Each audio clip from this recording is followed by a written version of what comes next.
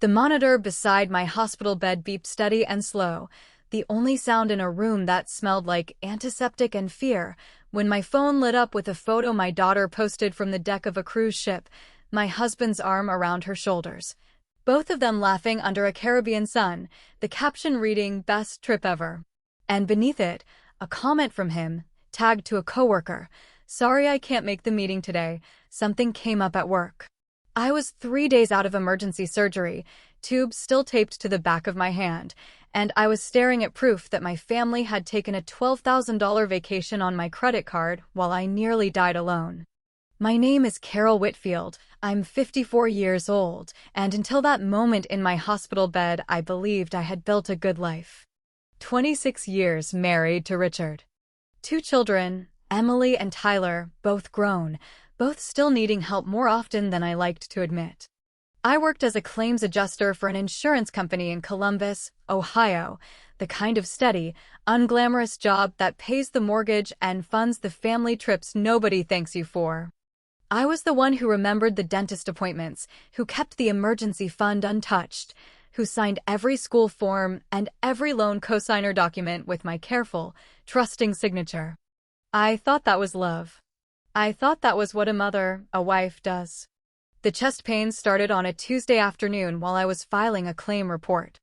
I remember gripping the edge of my desk, my coworker Denise's voice going far away and tinny, and then waking up in an ambulance with a paramedic asking me my name.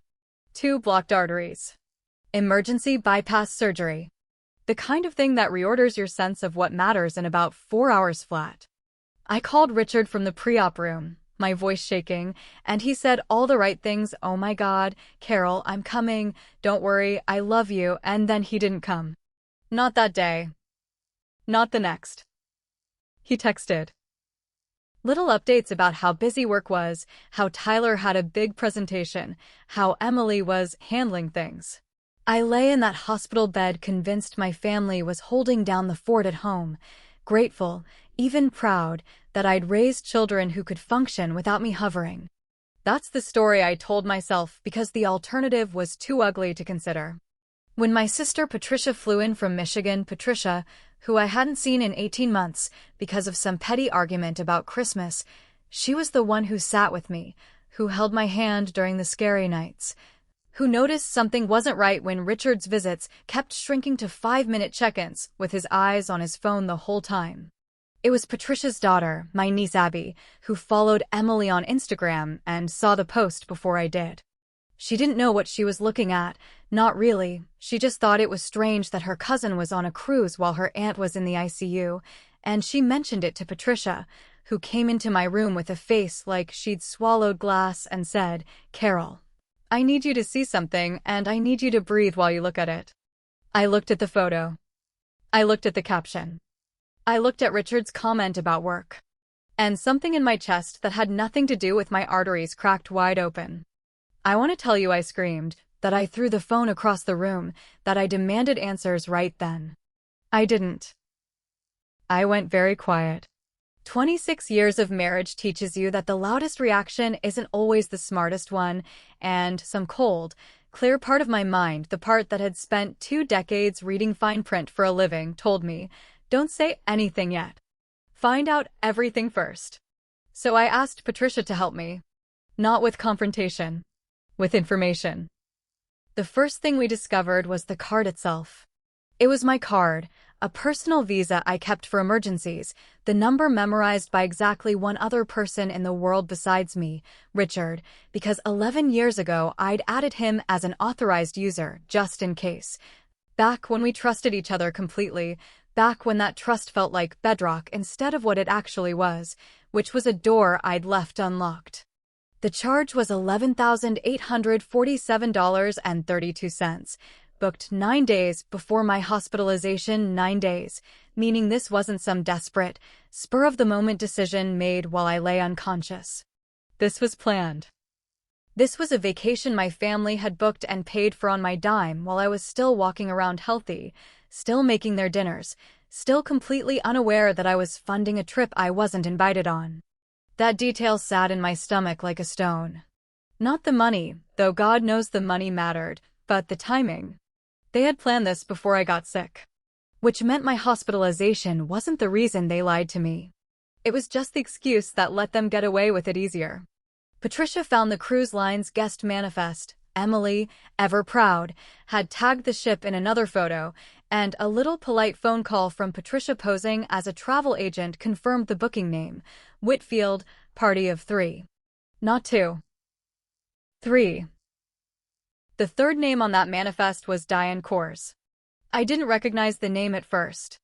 Then Patricia pulled up Richard's Facebook friends list, and there she was, a 51-year-old woman from his office, a project coordinator, according to her profile, with a profile picture of her laughing on a boat that looked remarkably like the same boat in Emily's photos. My husband had taken our daughter and a woman I'd never met on a Caribbean cruise, funded by my credit card, while telling me he was too swamped with work to visit his wife in the cardiac ICU. I lay in that hospital bed, and I made a decision that probably saved my sanity. I was not going to cry in front of them. I was not going to confront Richard with shaking hands and a wounded voice that he could talk circles around, the way he'd talked circles around every small disappointment in our marriage for 2 decades. I was going to get well. I was going to go home. And I was going to find out exactly what I was dealing with before I said one single word. Richard visited that evening, breezy and sunburned in a way he explained as stress. I haven't been sleeping. He kissed my forehead. He asked how I was feeling.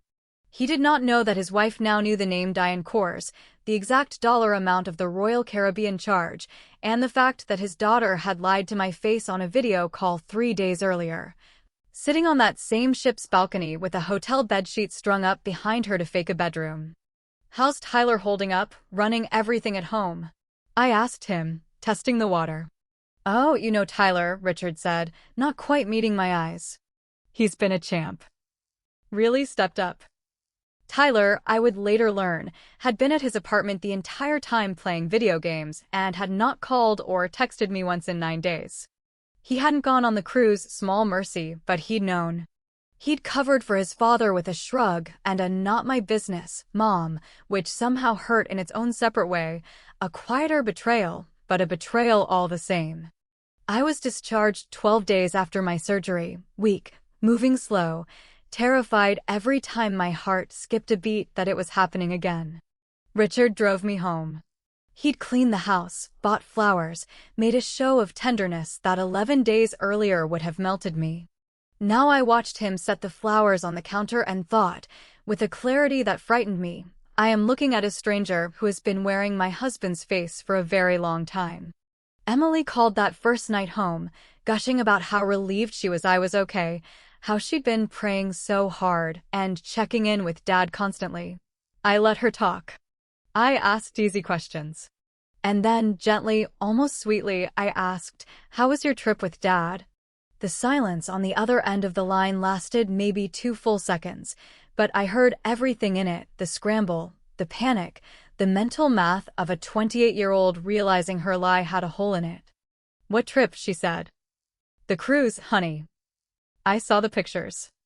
Another silence, and then the anger came, fast and defensive, the oldest trick in the book. Are you seriously checking up on me right now? I can't believe you're making this about you when I've been so worried. I hung up. Not out of rage. Out of self-preservation.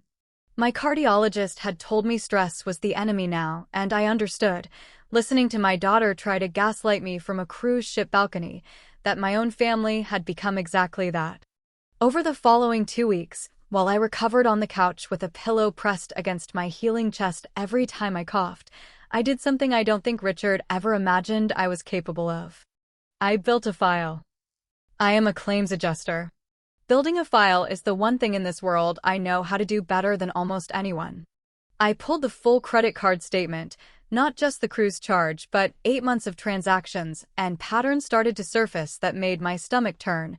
Hotel charges in a town 40 minutes from Richard's office, always on Thursday nights. Always followed the next day by an innocuous restaurant charge for team lunch. Jewelry store charges I'd never seen a single piece of jewelry from. A florist charge for $340 2 days before Valentine's Day, a bouquet I never received. I found Diane Korz's LinkedIn. Project coordinator, same company as Richard, hired 14 months ago. I found, with Patricia's help and a genealogy website Patricia used for her own family research, that Diane Korz was recently divorced, no kids, a condo 20 minutes from Richard's office. I did not confront him. Not yet. Instead, I did something quieter, and in hindsight, it was the smartest thing I've ever done in my life. I called my bank and I removed Richard as an authorized user on every account he had access to. I told the representative it was due to a change in financial circumstances, which was, in its own bitter way, entirely true. I opened a new account in my name only and had my direct deposit rerouted. I contacted an estate attorney, a sharp, no-nonsense woman named Grace Halloran who Patricia had used for her own divorce years earlier, and I laid out everything I had. Grace listened without interrupting, took notes, and at the end said the words that steadied something in me that had been shaking since that hospital bed. Carol, you have more leverage here than you think. Financial infidelity like this, paired with what looks like an affair, is going to matter a great deal if this goes anywhere near a courtroom. But you need to keep gathering. Don't tip your hand. So I didn't. For 3 more weeks, I played the role of the grateful, recovering wife. I let Richard bring me tea. I let Emily send apologetic little "love you mom" texts that I answered with warm, empty affection. I watched Tyler avoid eye contact whenever the cruise came up in conversation, which it never did, because I made sure it never did. I was, for the first time in my marriage, playing a long game instead of reacting to the short one. The twist came from a place I never expected, Diane Korz herself. She messaged me. Not Richard, me, directly, on Facebook, 3 weeks after I got home from the hospital. Her message was short, and it detonated something I'd been holding together with sheer willpower. I think you deserve to know the truth. Richard told me you two were separated. I found out yesterday or not. I'm so sorry. I would never have gotten involved if I'd known he was lying to me too. I stared at that message for a long time. Because here was the thing nobody tells you about betrayal. It rarely has just one victim. Diane Korz, in her own way, had also been deceived, promised a future by a man who was busy hollowing out mine. She sent screenshots. Texts from Richard calling me his soon-to-be ex-wife, a photo from the cruise where his hand was on her waist, a hotel receipt from a Thursday night 6 months earlier.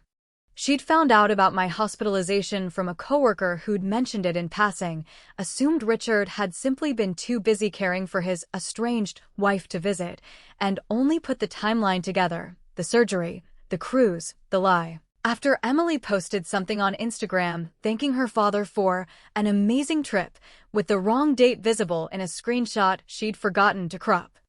I thanked Diane for her honesty. I meant it.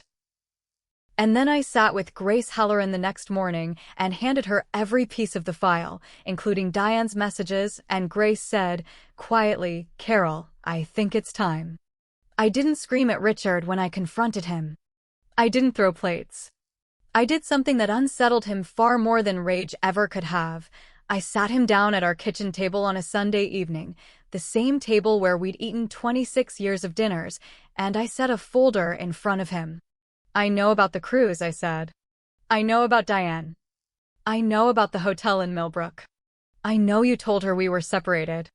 I know you told me you were at work while our daughter posted pictures of you two laughing on a balcony while I was recovering from open heart surgery. His face went through 5 different expressions in about 8 seconds, shock, denial rising to his lips, and then, watching my face, the terrible understanding that denial wasn't going to work this time. Carol, I can explain. You don't get to explain, I said, and my voice didn't shake, which surprised me more than it surprised him. You get to listen. I already talked to Grace Halloran. I've already removed you from every account. The divorce papers will be filed this week, and given the financial documentation I have, along with Diane's messages, my attorney believes we have a very strong case for you covering the full cost of that cruise as marital waste, on top of everything else. Emily, who I'd asked to come over that evening without telling her why, sat frozen in the doorway, having walked in halfway through, her face draining of color as she realized what was on the table. "Mom, I didn't know it would." "You knew I was in the hospital," I said, turning to her, and this was the only moment my voice cracked, just slightly. "You knew, and you got on a boat, and you told me you were checking on your father while he was cheating on me with a woman from his office, and the two of you spent my money doing it." "I don't need you to explain either, Emily. I need you to sit with what you did." Tyler wasn't there that night, and when I called him the next day to tell him what had happened, his silence was different from Emily's, not defensive, but ashamed, a young man realizing that his passive complicity, his shrugging, "not my business," had been its own kind of betrayal. He was the one, in the weeks that followed, who actually apologized without conditions, who showed up to help me with yard work and doctor's appointments without being asked, who slowly, carefully, started rebuilding something with me that Richard and Emily never fully managed to. The divorce was not a quiet, painless thing.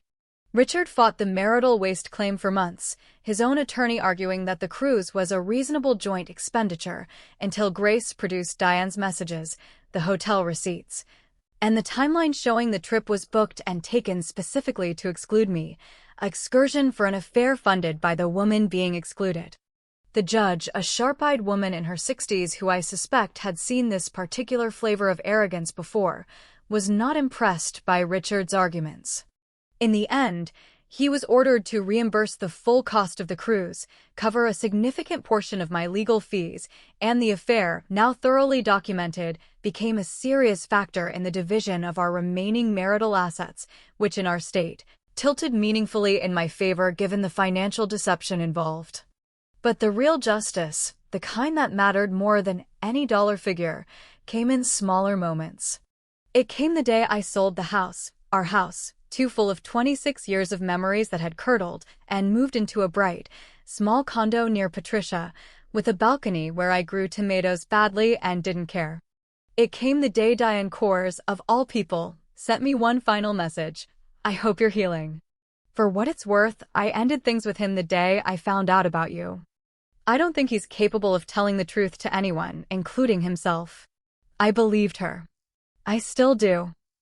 It came, most powerfully, on the one-year anniversary of my surgery, when I hosted a small dinner in my new condo. Patricia, Tyler, Abby, a few friends from the cardiac rehab group I joined, people who understood exactly what it meant to almost lose everything and come out the other side changed. Emily came too, hesitant, having spent the year slowly, painfully rebuilding trust through therapy and consistent, unglamorous effort, showing up, actually showing up, week after week, until I let myself believe it was real. Richard was not invited, and no one asked why. I stood in my small kitchen that evening, stirring a pot of soup, listening to Patricia laugh at something Tyler said, watching Emily set the table with a care she'd never shown before, and I thought about that hospital bed, the beeping monitor, the photo that broke my heart into pieces I wasn't sure I could ever put back together. I thought about how certain I'd been, lying there with tubes in my hand, that I had lost everything that mattered. And I thought about how wrong I'd been and how right, both at once, because I had lost something. I'd lost a version of my family that, it turned out, had never really existed the way I imagined it. What I found instead, slower and harder one, was smaller and truer. A sister who never left my side, a son who learned that silence is its own kind of cowardice and chose, eventually, to be brave.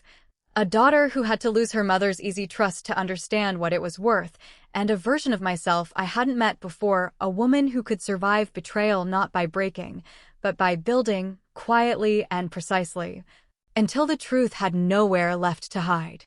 I still think sometimes about that photo, the one that started it all, Richard's arm around Emily's shoulders, the Caribbean sun behind them, the caption that read, "Best trip ever."